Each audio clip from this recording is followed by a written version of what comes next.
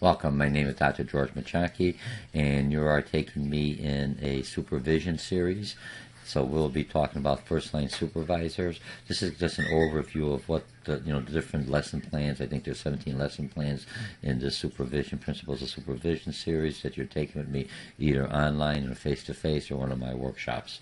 So, or if you're a small business owner and you have a workforce of 25 or less, the same. You'll fall into the same categories as a first-line supervisor, even though you're the owner, you're the president of the company, and everything else. But you don't have any buffers like in a corporation. The middle manager has direct reports, which would be first-line supervisors.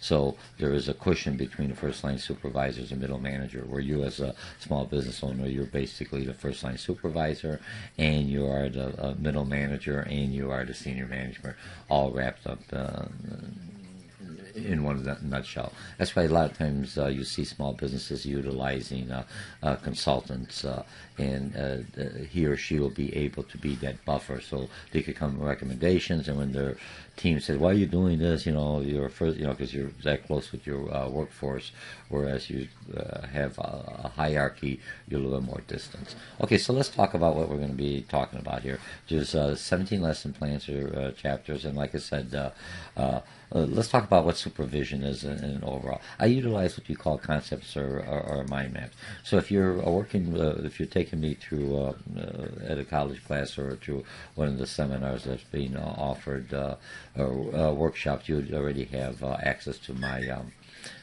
concept map. So here's what you have: the traditional and contemporary trends about supervision. And when you look at supervisors, it hasn't changed anything else. Your whole job is not to fire people, but to get them to accomplish the goals and tasks of the organization. But you, as a first-line supervisor, is basically the hardest job, because you have to be right with the workforce. You don't have any buffers. As a middle manager, when I'm a middle manager, I would have a direct reports as a buffer. So I only manage 5-10 people, and they would have to manage with the daily operation. So I'm more in a conceptual and strategic goal-oriented level.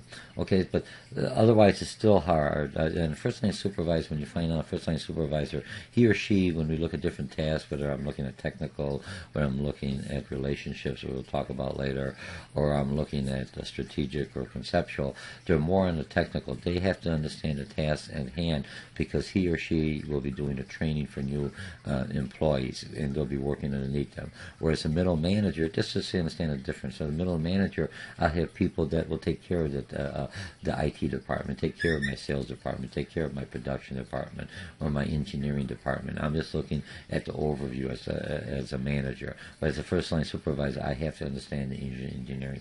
I have to be able to tell them, here's how you work this tool, here, and show them how to work that tool, because I am that close to that employee. I am the leader. I am the first step in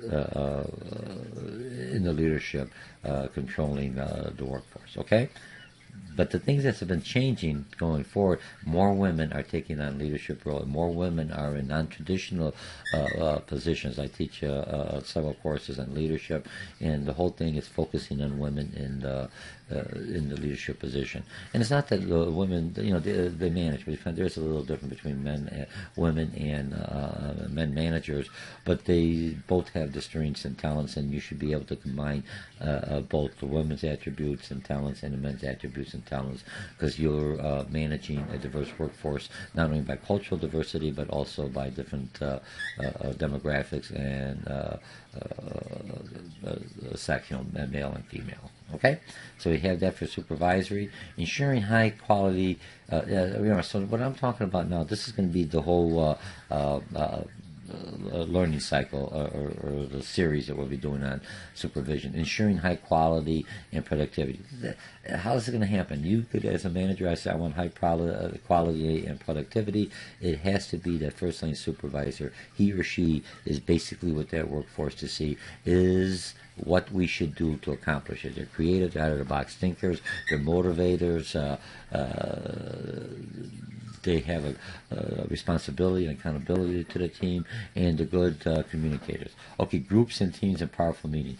To bring the team together, if you look at baseball, any kind of sports, you have to have that leadership, whether it's the coach or it's the lead individual or it's the quarterback. Somebody is bringing that team together, their expertise, and what you have to understand going in future as a supervisor, even though I'm a supervisor of my team, some individuals will have more of a skill sets than other individuals, and a lot of times they may even have a higher skill sets than you do in that one particular area. So the manager, this first line supervisor, or the owner has to understand he or she understands this a lot better than I could ever, and I'll turn that over to him or her. Okay? Now, so you have to understand that. Now, when you're calling meetings, don't call meetings because you want to hear yourself talk. You call meetings that are productive meetings. You have an agenda. You tell them here. You keep it on time. Everything else is effectiveness and efficiency. That is basically a first line supervisor. Utilize your time. There's only so much time in the day, and you have to maximize that time, not to burn out your employees, but utilize it to its maximum. Okay, now corporate responsibility and ethics and sustainability. Always be fair, not only to your employees, to your customers, to your workforce. If there's something that's you think is questionable, you should basically always lean to being the righteous person, for lack of better words. Managing diversity. Diversity, if you look at your workforce, diversity not only encompasses cultural diversity, people from Asia, from Poland, from European. Just because I'm white, I'm really basically European because I was born in Germany.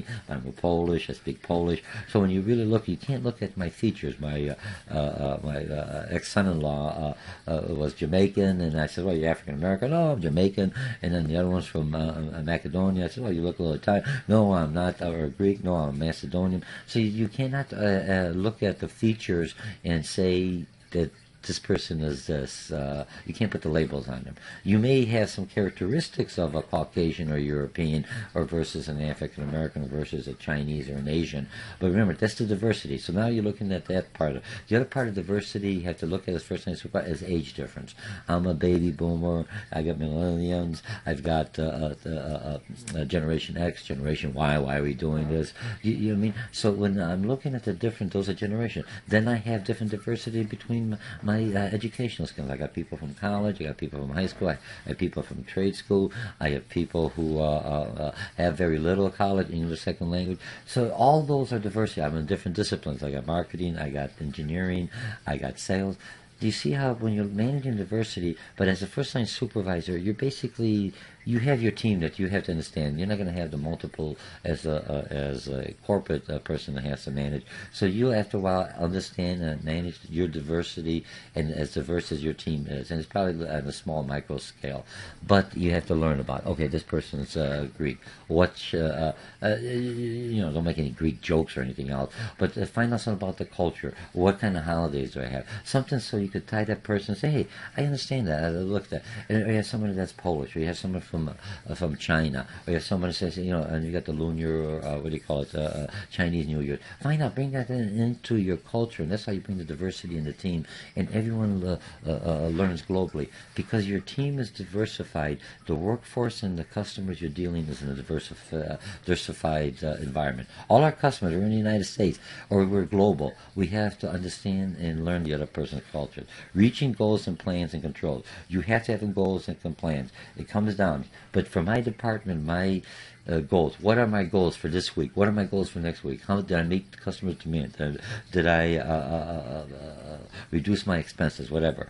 Organizing and authority. Like it or not, in your department, you're going to have your team has to be flexible enough to that you could change its direction depending on the customer's need and how to resolve a problem or an opportunity that comes up to her. That's the creativity I'm looking at a first-line supervisor or a business owner, a small business owner. He or she has no one else to go to. This is it. I'm at the bottom. I am it. Okay? Supervisor is a leader. I tell people, you don't want people to say, I want to be people who like me. You don't want to like me. Because if you like me, if I like you, I don't want to make you do anything that you're going to dislike. right. So I want you to respect me. I'm honest. I'm ethical. I'm fair. I balance. I don't show favoritism. Those are all attributes. Remember, as a first-line supervisor, your employees see you day in day. As a middle manager, they may see me in a meeting or in the hallways, but my paths are in different tracks. I'm at a different level. You're with those employees day in and out. They know if you're lying. They know what you're doing. They could tell. You can't hide that. You're the family. It's a close knit. Okay. As a leader, problem solving, decision making, creativity. You have to have those. And what if you could prove your ability in problem solving, decision making, and creativity, you could utilize that knowledge and that experience, and it is needed as you grow to be the strategic manager, to be the president, or maybe down the road you're working for somebody else. Open up your own business because you need the same skill sets. How to organize, motivating an employee. How do I get people to do something? I pay them wages, but the wages are temporary. How do I do? And little things like, hey, you did a good job. Here's a cup of coffee. Oh man, here's a couple of tickets I got from a supplier. I don't, you know what I mean? And they see me getting tickets, and I have a policy: don't accept not bribes, gifts, or anything else. Code of ethics. So I get it because I want to upset the customer, or he's a vendor. But I don't keep them. I give them to my employees. Hey, enjoy it on that, and they pay for them. But you enjoy that time. Now they see that you are ethical. You're still using, because in working within the law, working with the rules, but you're still fair and you're still balanced, okay? Managing time and stress. You have to know how to manage time. Everything in your job is due by the service date. Your priorities by the service date. What did we promise the customer? What did I promise my boss? Remember, the first line supervisor is the hardest job, because you work with the individuals and you have to manage them, and then you have to manage your middle manager, as myself. Managing conflict and change. My goodness, look at a family, and we love each other, how we sometimes fight. So you have to be able to manage conflict and change. And sometimes, because of the diversity, they have different things. Well, I just take your pencil. We share. Oh no, that's mine. Don't touch it. Those little things could blow up to be get the team not functioning properly. And you have to be able to say, hey, look, in their culture, you don't touch it. We should respect everyone else. I may not agree with that, but that's something that's their show them the respect. It doesn't bother me. I've got my own pencil. I'll leave it, or I'll ask them for the permission. There's nothing wrong with that. And you, as a first-line supervisor, have to see in that conflict. You don't want to be jumping on everything else to do, like micromanaging. But when you see it's getting a little bit out of hand, kind of step in. And that's where your personality. How do you break it in without saying, "Stop the fighting"? But come in, hey guys, hey, what's up? Hey, have a cup of coffee. Hey, can I talk to you? I've got about the job. And then try to break it away, diffuse it, and maybe plant the seeds. And then, so you're not always interacting, but you are indirectly assisting and helping your team develop and learn those emotional skill sets that they need to be good team members. Okay, selecting employees. Next thing is just like a marriage or a date. A lot of times when you're a first-line supervisor, you're taking over a job. Those are the employees you have is what you have to work with. As a manager, you don't select them, but sometimes you're going to have the opportunity to bring employees in. So you have to look, what do I want? What's lacking in my team? Not because I like this guy, because my neighbor or something else. Does he have or does she have qualities that will help the existing team to build the team, to change the culture, to stabilize the culture, to bring in a deficiency, or to expand someplace that we need? That's how you're looking when you bring that person in. And how will he or she mesh with my team member? It's like anything else. If I put the wrong part in an engine, it's not going to work well. It may work, but it may sputter. So you're trying to find something that will improve it, but still keep the same sustainability and performance level. If anything else, improve the performance level. So you could reduce your expenses, because as cost goes up, you could reduce your expenses, you could pay your workers more, and you still could make a good profit. And you're part of that budget, a part of that cycle that we're going to go through. The next one is providing orientation and training, like I'm doing here. How do I train an individual? What do I tell them? I understand I got to do more of a hands-on when I have a new employee, and after a while it's easier. But remember, it's a lot easier and a lot more cost-effective to maintain and keep your existing workforce. Don't be such a jerk that he or she leaves, or because you are such a jerk and you leave because of your attitude, whether you're male or female, you're abusive, you're obnoxious, you know what I mean? I mean, you can still tell a person, hey, I want to do this. You don't have to say, you have to do this. Do you mind doing this? They know you're the boss, or there's other disciplinary. Show them the respect. And then appraising and performance. At the year end, you received a bonus or something else. Try to always reward it. Sometimes it depends. You may not have a bonus because of austerity, Saturday, but you could have a cup of coffee, have a little time off. Hey, everyone, kick back a little bit. Here's an off day. Here's a dress to work day. I mean, casual holiday or reward day, or just something, a movie or something that you could do to reward them and tell them, I appreciate your work. And if you could reward them monetary, fine, but a lot of times we give them a gift, fine. That's all right. All right. So this is your overview of what you're going to be doing in this next series of 17 lesson plans that we'll be doing, or chapters, or whatever you want to call. And it's on supervision or small business management, if you're because you need the same kind of skills and attribute. And my name is Dr. George Mochocki, and have a nice day. Bye.